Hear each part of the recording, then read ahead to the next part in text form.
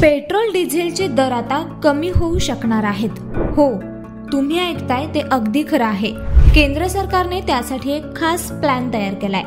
त्यामुळे महागाईने हैराण असणाऱ्या नागरिकांना आता कुठेतरी दिलासा मिळण्याची शक्यता आहे।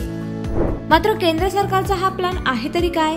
ते नेमक्या काय उपाययोजना करणार आहेत? त्यामुळे इंधनांच्या दरावर काही परिणाम होणार का?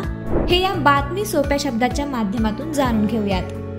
केंद्र सरकारने एक योजना आखली आहे। त्यानुसार आपत्कालीन वापरासाठी ठेवण्यात आलेल्या खनिज तेलाचा आता वापर करण्यात येणार आहे।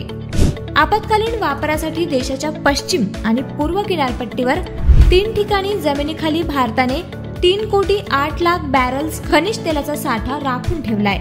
यापैकी 50 लाख बॅरल्स तेल पुढील 7 ते 10 दिवसात बाहेर काढण्यात येणार आहे।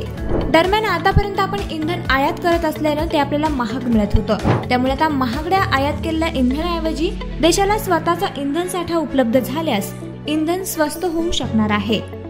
हा साठा मँगलोर रिफायनरी अँड पेट्रोकेमिकल्स म्हणजेच MRPL आणि हिंदुस्तान पेट्रोकेमिकल्स कॉर्पोरेशन लिमिटेड म्हणजेच HPCL या कंपन्यांना विकण्यात येईल।